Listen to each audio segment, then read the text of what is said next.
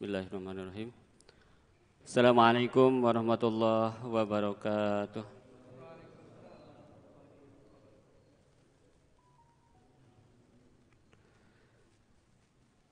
A'udzu billahi minasy syaithanir rajim.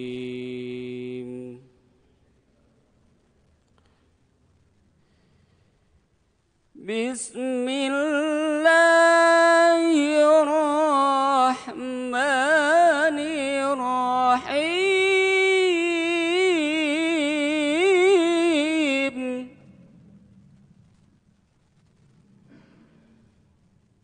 Wa man yushaqiqir rasul min ba'di ma tabayyana lahul huda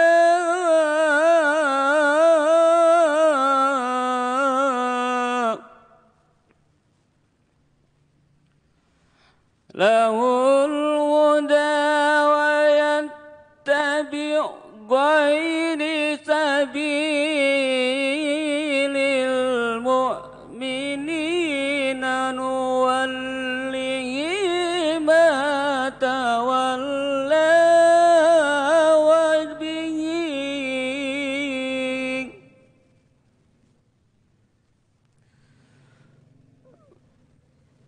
ma tawalla nuslihi jahannam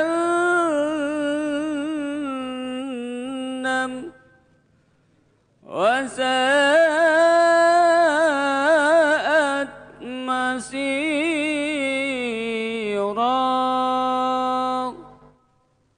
Sadaqallahul azim. Al-Fatihah. A'udzubillahi minasyaitonir rajim. Bismillahirrahmanirrahim. Billahi taufiq wal hidayah. Wassalamualaikum warahmatullahi wabarakatuh. Terima kasih Ustaz Asep Surahman yang telah membacakan ayat suci Al-Quran. Semoga dengan bacaan ayat suci Al-Quran tadi dapat menambah iman kita kepada Allah Subhanahu wa Ta'ala. Selanjutnya mari kita dengarkan tausiah oleh Ustaz Yono tentang berbagi pengalaman gempa di Cianjur. Waktu dan tempat dipersilakan.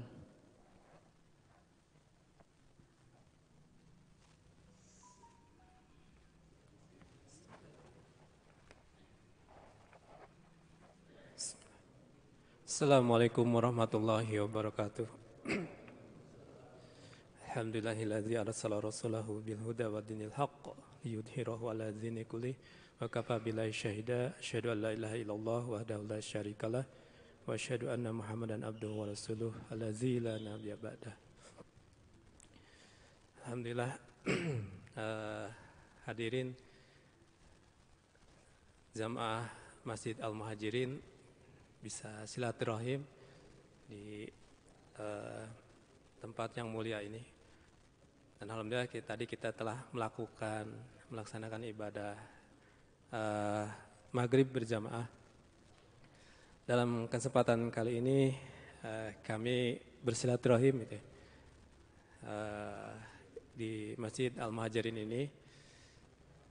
Kalau tadi disebutkan tausiah, sebenarnya bukan tausiah, mungkin karena ingin sharing aja kepada tentang hal yang sudah kami lakukan dan sedang kami lakukan di salah satunya di Cianjur ini, yang kebetulan beberapa hari yang lalu, di tahun yang lalu ya, udah setahun yang lalu tertimpa musibah bencana gempa bumi yang subhanallah begitu dahsyat juga ya, karena ini walaupun secara skala Richter itu 5,6, tapi karena di darat dan dangkal itu dampaknya luar biasa. Pada waktu pertama mungkin juga bagi kita ya, ketika mendengarkan informasi pertama kali gempa di Cianjur, dengan kekuatan gempa 5,6 skala Richter belum terbayang mungkin dampak yang terjadi di sana seperti apa gitu kan. Karena biasanya sering juga ada informasi tentang gempa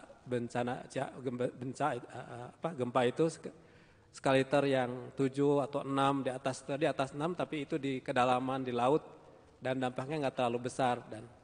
Dan sama halnya juga kita mengira pas waktu awal ketika mengira ada informasi kan dari BMKG ini ada gempa 5,6 skala Richter.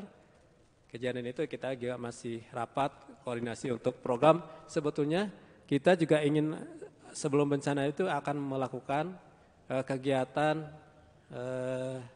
untuk penanganan stunting ya di daerah Cianjur, di daerah Gekbrong gitu kan. Karena di situ ada waktu di 2019 saja kita sudah menemukan ada sekitar 56 anak di kategori stunting di sana. Dan ternyata memang Cianjur salah satu daerah yang paling besar gitu yang ada stuntingnya seperti itu.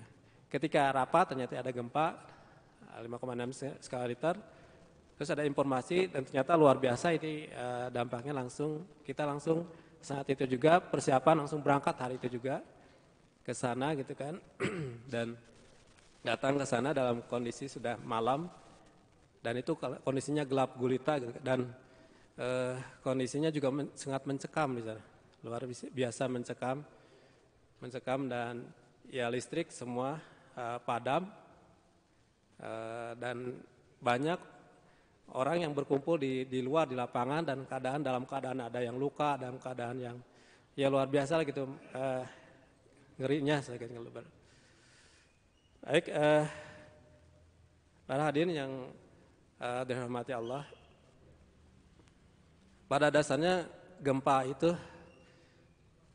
kalau kita kembali membuka Al-Quran di surat Al-Hadid ayat 22 sampai 23 bahwa sebetulnya musibah itu sudah Allah catatkan di Lauhul Mahfuz gitu kan. Tapi di situ Allah juga memberikan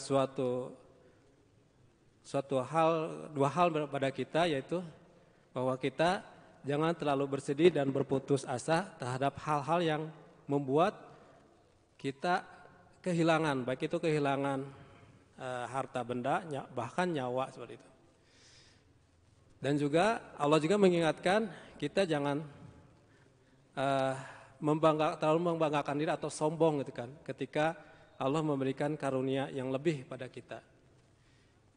Ya sesungguhnya Allah yang maha kuasa dan maha mengetahui gitu.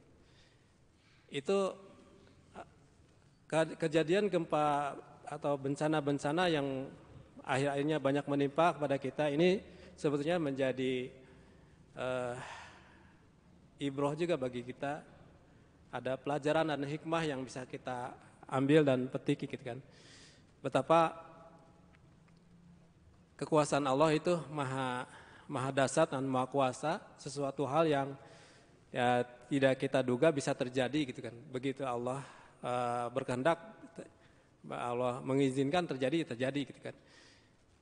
Sebetulnya kalau kita sering mendengar bahwa ada peringatan-peringatan bahwa di kita itu adanya sesar Lembang gitu kan ya. Sesar Lembang yang sudah sering mungkin diinformasikan bahwa ada potensi-potensi sesar Lembang, tetapi ternyata yang terjadi bisa di Cianjur. Ini bisa membuktikan bahwa kepada kita bahwa dimanapun kita gitu kan ya, kalau Allah berkehendak ya bisa terjadi. Ya mungkin sekarang saudara kita yang di Cianjur tidak menutup kemungkinan di kita pun bisa terjadi. Apalagi di Jawa Barat itu ada dikelilingi oleh setidaknya ada 6 sesar gitu kan. Itu secara ilmiahnya. Dari disinilah mungkin perlunya kita terus bertadabur dan terus juga bermuhasabah pada diri kita sendiri tentang apa yang telah kita lakukan. Sebetulnya musibah yang di sana gitu kan ya, boleh dibilang itu peringatan, boleh dibilang juga ujian gitu kan ya. Itu tergantung kita menyikapinya gitu kan ya. Dan di sana pun kalau yang kita lihat gitu kan, di sana banyak juga kan pesantren yang tertimpa gitu. Dan di sini di bencana Cianjur itu banyak pesantren dan masjid tertimpa dampaknya yang luar biasa gitu kan. Bahkan saya juga melihat beberapa masjid yang lantainya 2 langsung rata dengan tanah, dan ada juga di sebelahnya ibu-ibunya pas kebetulan lagi ada pengajian langsung tertimpa itu, dan ada yang meninggal beberapa orang di situ. Itu sangat memilukan sekali gitu kan. Jadi gempa bisa terjadi, bisa menimpa ke siapapun, baik itu yang tadi berlumuran dosa walaupun bagi kita yang lakukan amal soleh gitu kan ya. Nah, cuma nanti insya Allah bagi kita apakah akhir hidup kita akan ketika melakukan maksiat atau ketika melakukan amal soleh. Itulah kegiatan yang mungkin harus menjadi pelajaran bagi kita sendiri, bahwa gempa ini atau bencana ini bisa datang kapanpun, dimanapun, dan bisa terjadi dimanapun, dan bisa terjadi juga pada diri kita sendiri. Itu menjadi pelajaran bagi diri kita sendiri gitu kan. Ya kita ketahui bahwa bencana gempa ini terjadi bahkan di zaman-zaman dahulu ya, di kaum Nabi Su'aib dan Nabi Soleh. Bahkan ketika zaman Nabi Muhammad SAW pun terjadi gempa gitu kan. Ketika ada getaran gempa seperti itu, lalu Nabi Muhammad mengatakan pada Allah, wahai tanah, belum saatnya saat ini. Dan kita lihat juga ketika bencana gempa yang terjadi ketika di masa Khalifah Umar bin Khattab, ketika terjadi gempa, lalu beliau akan mengumpulkan kaum muslimin saat itu, dan langsung bertanya gitu kan, dosa apa yang telah kalian lakukan gitu kan. Karena waktu di zaman itu ya sudah dijalankan syariat Islam dengan sebenar-benarnya gitu kan ya. Tetapi ternyata ada sebagian juga yang kaum muslimin yang melakukan dosa yang secara tersembunyi-sembunyi, dan itu ketika dilakukan terus-menerus ternyata bisa terjadi ke semuanya gitu yang terkena. Ini bisa menjadi ibroh dan pelajaran bagi kita gitu kan. Ketika ada kemungkaran, ada kemaksiatan, ketika kita mengetahuinya tetapi kita tidak peduli gitu kan, tidak peduli terhadap kemungkaran tersebut, ya bisa jadi Allah mengingatkannya secara langsung. Makanya ketika kita ada kemungkaran kayak gitu, seyogyanya kita peduli gitu kan. Kalau misalnya memungkinkan dengan tangan kita, kalau enggak dengan lisan kita, atau dengan setidaknya paling lemah-lemah imannya dengan hati kita, dengan mendoakan. Tetapi kita di situ ada istilahnya, ada kretek di dalam hati itu ya, kretek gitu dalam bahasa Sunda, bahwa kita tidak meridhoi terhadap kemungkaran tersebut gitu kan. Ini sedikit cerita pengalaman ketika kami melakukan asesmen gitu kan.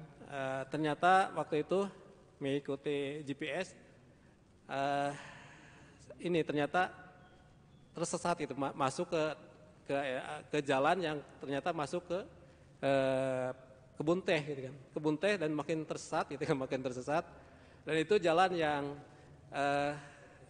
motor pun jadinya didorong gitu kan. Tetapi ketika melewati suatu belokan yang itu daerahnya tersembunyi gitu kan. Lalu masya Allah kemarin saya menyaksikan ada muda-mudi di situ, muda-mudi gitu kan ya. Itu di tempat yang tersembunyi, bawa tikar gitu. Cuman waktu itu saya dalam kondisi kecapean gitu kan. Aduh ya Allah gitu kan, ini mereka kita berhusnuzon tidak melakukan hal apapun gitu. Tetapi yang menjadi pertanyaan, kenapa mereka bisa berholwat beberapa pasang situ, ada bawa tikar, dan itu di kebun tehnya yang sulit terjangkau oleh kendaraan yang biasa gitu kan. Karena mereka ternyata bawa kendaraan yang motornya motor yang memang spesialis untuk di daerah seperti itu gitu kan. Dan itu di tempat yang tersembunyi. Ya, ternyata masih ada juga ternyata seperti hal-hal kemaksiatan yang masih terjadi ketika gempa sudah terjadi. Aduh, ini hanya bisa mengelus dada aja gitu. Ternyata masih ada yang seperti itu gitu kan. Dan itu seperti itu. Dan ketika ada di sebelahnya ada satu masjid yang ada tertimpa rata dengan tanah gitu kan, yang lantai 2 gitu kan. Ditelusuri ternyata bercerita kepada ada warga di situ. Ada beberapa jarak dari situ, ada sekitar 100 meter di situ ada tempat judi sabung ayam gitu kan. Ini subhanallah gitu kan. Ini bisa jadi itu ada penyebab bencana, bisa jadi gitu kan. Mungkin ketika itu saya juga mengikuti sholat Jumat di situ, dan ulama di sana mengatakan bahwa inilah mungkin salah satu teguran bagi Allah gitu kan ya. Ternyata ini kegiatan yang maksiat yang terus-menerus belum bisa kita hentikan, akhirnya dihentikan sama Allah gitu kan. Dan tempat itu rata dengan tanah seperti itu. Itu juga, tetapi bukan berarti di Cianjur itu semuanya melakukan dosa, tidak gitu kan ya. Tetapi ya ada yang tadi yang melakukan maksiat, ada juga yang orangnya soleh. Tetapi ketika bencana semua pun akan tertimpa. Ya ini bisa menjadi ibrah bagi kita semua gitu kan. Ketika kita melihat suatu kemungkaran yang ada di depan kita, ya seyogianya tadi kita melakukan 3 hal. Kalau kita bisa melakukan dengan tangan kita, ya kita bisa cegah. Kalau misalnya tidak bisa dengan lisan kita, kalau tidak bisa dengan lisan kita, dengan hati kita minimal gitu kan. Kalau setiap muslimin cuek atau tidak acuh terhadap kemungkaran yang ada di depan mata, di sekelilingnya gitu kan, maka boleh jadi bencana akan segera tiba, akan Allah timpakan. Dan perlu diketahui memang Jawa Barat ini, terutama ya di Jawa Barat ini termasuk daerah yang rawan terjadinya gempa, karena ternyata banyak sesar yang mengelilingi di Jawa Barat, di Jawa Barat ini gitu kan.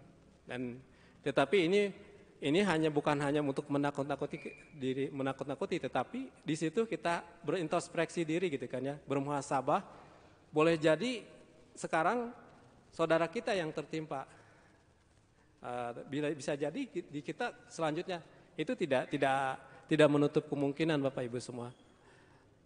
Itu cerita mungkin yang menjadi, dan yang saya kebetulan alhamdulillah kita di Human Initiative itu insya Allah sudah mengazamkan 1 tahun mendampingi warga terdampak bencana gempa Cianjur.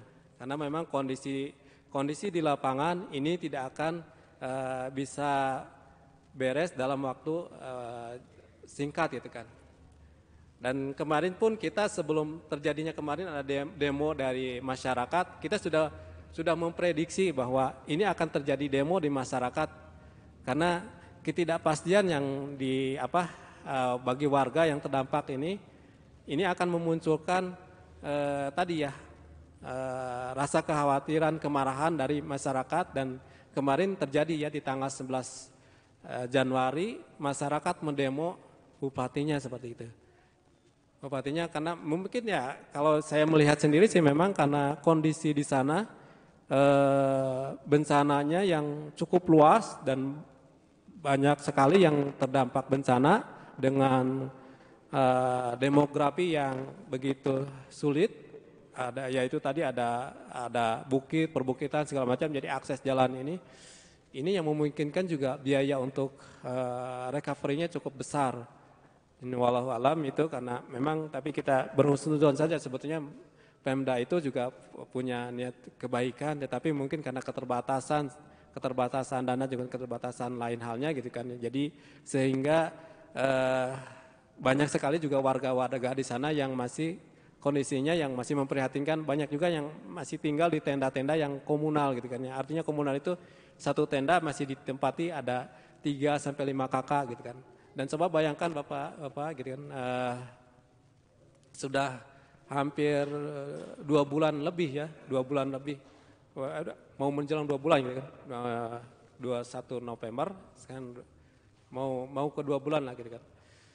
Itu bagi yang sudah berkeluarga ketika tinggal satu tenda dengan beberapa kakak, ya di situ pengen ada sesuatu hal yang privasinya yang agak kurang ini gitu kan, kurang nyaman gitu kan. Dari segi kesehatan pun ya luar biasa, itu juga banyak sekali muncul penyakit ya, penyakit kulit, penyakit ispa gitu kan. Itulah yang terjadi di masyarakat. Makanya ketika ada informasi dan itu disampaikan oleh Bapak Bupati bahwa masyarakat segera kembali ke rumah masing-masing gitu kan ya. Dan itu nanti bisa memperbaiki sendiri gitu kan, nanti bisa dirembes gitu kan. Nah ini jadi masyarakat kan bingung gitu kan ya. Mereka banyak sekali yang rumahnya rata dengan tanah gitu kan, hilang semuanya gitu kan ya. Nah, terus juga kan harus ada tuntutan bahwa harus memiliki KTP dan KK dan segala macam. Padahal dalam kenyataannya itu dokumennya itu banyak yang tertimbun gempa gitu kan. Dan kemarin 2 hari kemarin gitu kan ya, ada juga anggota ABRI yang meninggal ketika membersihkan puing-puing itu gitu kan. Dan itu tidak dipikirkan kemarin sama potensi-potensi yang seperti itu. Makanya masyarakat kemarin kan akhirnya demo gitu kan. Demo karena mereka tidak ada kejelasan gitu kan. Sampai kapan mereka harus tinggal di tenda gitu. Sampai kapan. Terus juga bagaimana pencairan terhadap bantuan yang dari pemerintah gitu kan ya untuk membangun kembali. Itu satu hal yang kondisi yang terjadi di di Cianjur itu gitu kan. Dan ini juga menjadi miris gitu kan. Tapi ini mohon untuk tidak disebarkan gitu kan ya, karena ya kemarin juga saya kebetulan di lapangan pas lagi menyisir lagi ke beberapa desa yang agak pelosok gitu kan. Ternyata kebetulan di perjalanan ketemu lagi ngobrol juga dengan pimpinan pondok pesantren, dan kebetulan juga tokoh masyarakat. Begitu kita lagi ngobrol ternyata ada datang ya, ada relawan dari Punten dari agama Kristiani gitu kan, menanyakan kampung apa, lupa lagi saya, kampung apa gitu kan. Ternyata dijawab di situ kan. Saya tanya kenapa di situ kan, di situ. Ternyata di situ ada yang sudah murtad 4 kakak gitu kan ya. Ketika pasca gempa ini itu yang saya ketahui gitu kan, yang saya ketahui langsung gitu kan. Itu 4 kakak gitu kan ya. Sudah murtad gitu kan. Kenapa gitu kan? Karena memang dengan kondisi ketidakpastian gitu ya, dengan keimanan yang kurang kuat gitu kan ya. Begitu ada yang bantuan terus menerus dari dari bukan muslim gitu kan ya. Akhirnya juga tergoda gitu kan, dan berpindah agama. Itu sangat, kadang itu yang membuat saya merasa miris, ya Allah gitu kan, seperti itu. Dan kita ketahui memang Cianjur sebelum gempa pun menjadi target untuk pemurtadan ya. Kita sudah banyak mengetahui gitu kan ya. Mengetahui dari sekarang kan zaman media sosial banyak sekali informasi yang memang di Cianjur ini salah satu tujuan gitu kan. Dan ketika gempa terjadi ini lebih memudahkan kepada mereka gitu. Apalagi dengan kondisi sebaran gempa yang begitu luas itu kan ya, tidak mungkin terjangkau. Dan kondisinya biasanya mereka ketika datang itu ketika para relawan dari las-las lokal atau ini sudah kembali pulang ke tempatnya masing-masing. Ini ketika bantuannya sudah menipis dan kondisi bantuan juga dari pemerintah juga belum ada kejelasan, ya ketika ada datang itu ya mereka akhirnya banyak yang tergoda gitu kan. Dan itu yang saya ketahui saja, tapi walau alam di beberapa tempat kemarin seperti itu. Dan kemarin juga saya waktu kemarin baru kembali di daerah Cianjur Selatan ini ada yang jembatan roboh yang terkena longsor juga, dan sudah 1 minggu setelah pasca gempa gitu.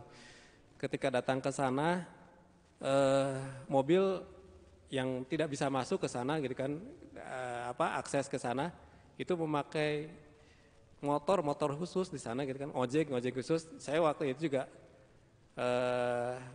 ditanya ini berapa ongkos ojeknya 100.000, nah, padahal jaraknya deket. Tapi begitu datang ke sana itu luar biasa, aduh kayak roller coaster gitu kan. Dan saya di motor itu megang aja sama ini besi itu, dan sudah merem aja mata gitu kan, merem mata banyak berzikir aja karena aduh ya Allah, pantesan ini ojeknya mahal karena ini taruhannya nyawa gitu kan. Ini membuktikan bahwa memang apalagi di daerah Cianjur Selatan itu kondisi pembangunan masih timpang gitu kan dengan di sini gitu kan ya. Kondisinya juga nggak bisa dilalui dengan motor biasa, itu dengan harus motor dengan yang sudah dimodif gitu kan ya. Tetapi juga itu juga harus punya kelihayan sendiri gitu.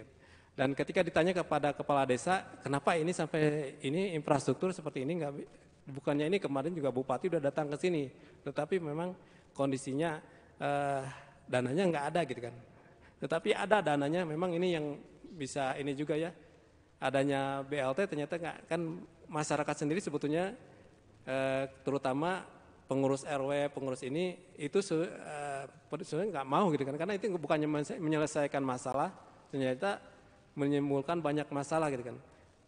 Ketika adanya BLT gitu kan ya, akhirnya masyarakatnya menjadi ini ya, menjadi jiwa peminta-minta terus, ingin diberi terus. Itu yang kedua, sebetulnya kalau misalnya diberesin itu infrastruktur, dana itu mungkin mereka menjadi kemiskinannya akan menjadi apa ya, bisa ini ya, bisa teratasi seperti itu. Tetapi memang mungkin itu politik lah mungkin, ya walau alam gitu kan. Tapi yang menjadi perlu perhatian memang kondisi di Cianjur seperti itu gitu. Kondisinya yang saya ketahui memang ketersediaan dana juga dari masyarakat, dari pemerintahan masih terbatas gitu kan. Dengan kondisi gempa yang kemarin menimpa di 16 kecamatan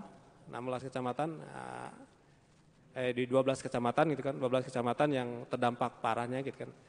Itu bantuan yang diberikan ke pemerintah itu jadi tidak mencukupi gitu kan. Makanya mungkin bingung gitu kan, cara membagikannya harus yang mana dulu seperti itu. Akhirnya ternyata jadi demo gitu. Dan ini juga ya kami mengajak insya Allah kepada kaum muslimin bahwa tidak ada henti-hentinya untuk terus mendoakan mereka, semoga mereka diberikan kekuatan, kesabaran ya, dan keikhlasan dan juga jalan keluarnya gitu kan. Dan semoga ya mereka juga cepat pulih dan bangkit kembali. Dan kalau misalnya ini tidak ada salahnya terus kita juga memberikan perhatian terhadap mereka gitu kan ya. Karena tadi ya potensi-potensi untuk pendangkalan akidah itu makin kuat di sana ya, dengan kondisi seperti ini, dengan kondisi masih ketidakpastian. Dan sampai saat ini pun ya, kemarin demo yang masyarakat lakukan belum ada solusinya gitu kan, belum ada solusi yang berarti artinya ini sesuatu hal yang bisa terus akan terjadi di masyarakat, ada gejolak-gejolak gitu kan. Salah satu di Ciherang itu kondisinya masih cukup memprihatinkan juga gitu kan. Sebagian warga memang sudah ada diberikan huntara gitu kan. Dan sebagian lagi tetapi masih ada di yang tenda-tenda memprihatinkan. Dan ketika misalnya ini tidak ada perhatian dari kita seselaku kaum muslimin ya tadi ya, potensi untuk pendangkalan akidah bisa terjadi gitu kan. Makanya insya Allah kami pun tadi sudah bertekad bahwa minimal 1 tahun ke depan kita akan mendampingi warga, dan kita alhamdulillah juga sudah mengontrak untuk kantor representatif di sana 1 tahun ke depan. Maka insya Allah bagi hadirin yang ingin terus mendampingi warga, insya Allah kami akan terus bersama membantu mereka gitu kan. Karena tadi boleh jadi gitu kan, ini juga menjadi bahan introspeksi bagi kita gitu kan ya, bahwa kita peduli terhadap saudara-saudara kita yang mungkin sedang tertimpa musibah. Boleh jadi kalau misalnya kita ada peduli terhadap saudara-saudara kita, itu bisa menjadi asbab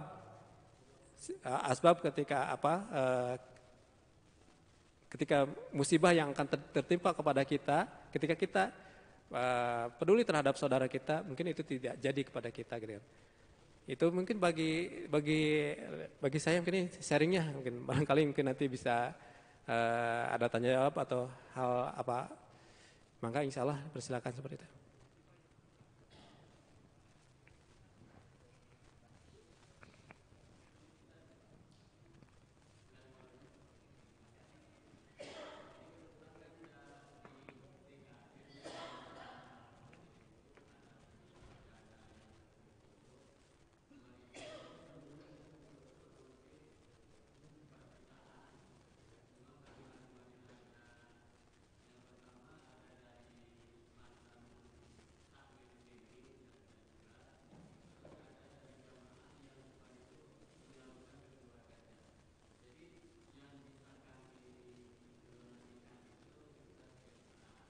Wah, alhamdulillah, sallallahu alaihi wasallam.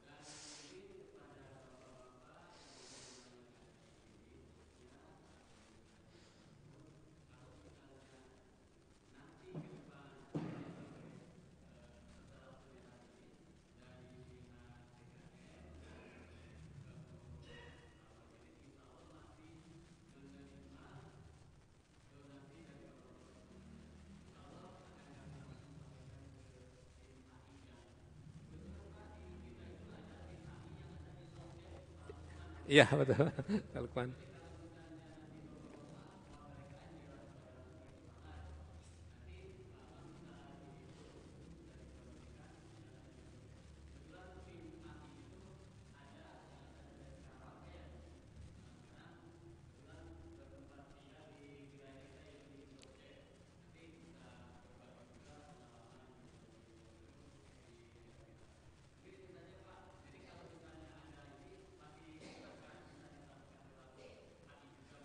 Insya Allah Pak, kan memang kita masih terus membuka kesempatan untuk berbagi sama mereka, gitu kan. Bahkan ketika mereka sekarang sudah ada huntara-huntaf, kita sudah memikirkan juga program ekonomi yang bisa dijalankan kepada mereka.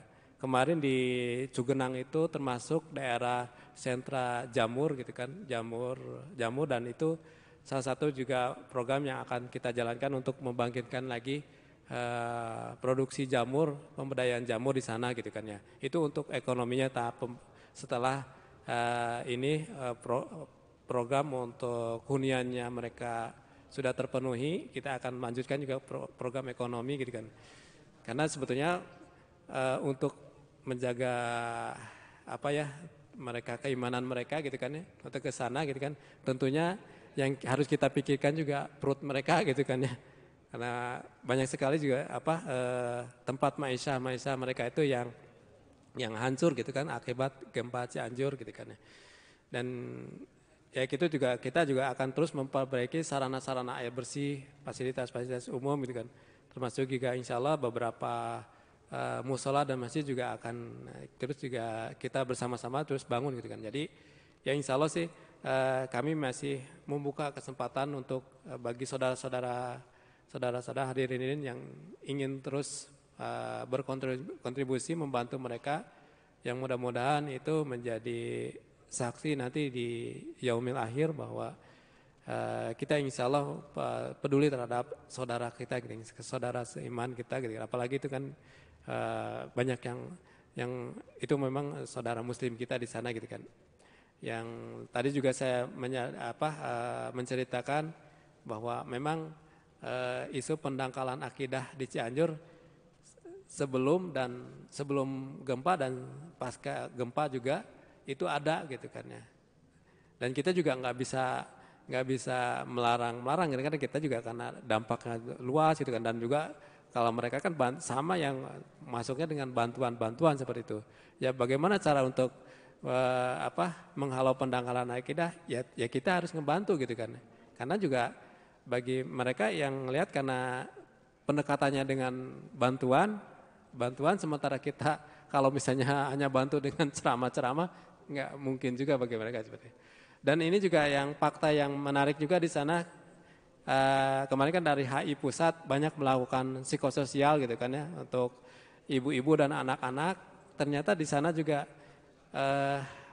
yang keterampilan untuk berbahasa Indonesia juga masih minim juga gitu. Banyak sekali ibu-ibu dan anak-anak yang nggak bisa berbahasa Indonesia gitu kan. Itu kemarin tuh makanya ketika tim psikososial di Jakarta mau terjun ke situ gitu kan ya untuk psikososial itu didampingi dari kita dari HI Jabar gitu kan sebagai penerjemah gitu. Artinya banyak sekali gitu saudara-saudara kita yang masih di sana yang secara itu masih keterbelakangan gitu kan, keterbelakangan dan biasanya banyak yang bisa lebih mudah didangkalkan itu ketika mereka jadi pengetahuannya kurang, terus juga di sana juga banyak yang ya istilahnya Islam KTP lah sebenarnya itu.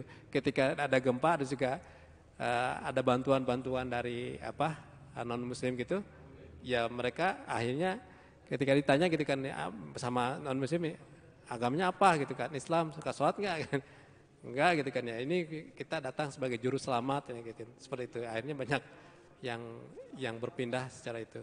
Dan ya kita berdoa aja semoga mereka dikuatkan imannya gitu kan ya, dikuatkan imannya dan segera pulih dan ada jalan keluarnya seperti itu. Itu barangkali dari kami gitu. Ada.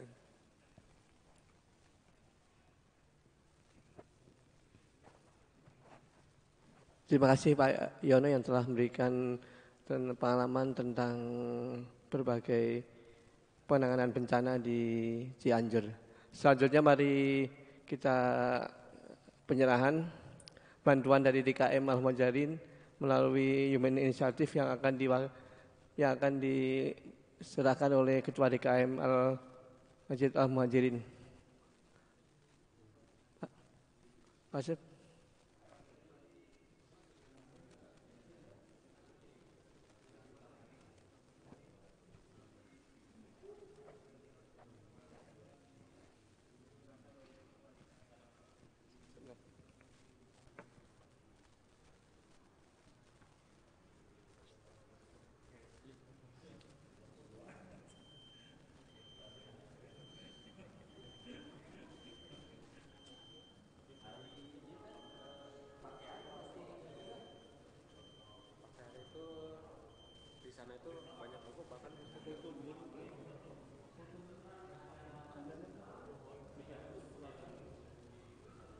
Di sana itu justru sekarang itu banyak menanyakan ada mesin untuk penghancur kan ada di sana karena kalau misalnya kalau pakaian itu rata-rata warga yang paling dekat sudah ini banyak yang ini ketika banyak yang ini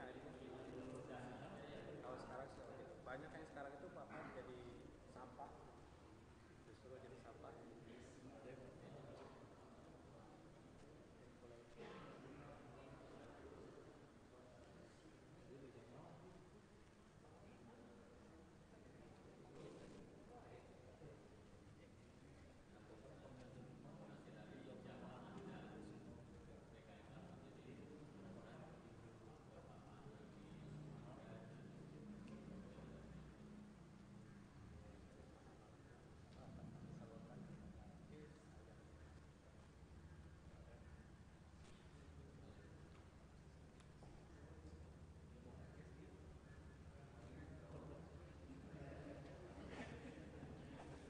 Mari kita tutup acara ini dengan bacaan hamdalah.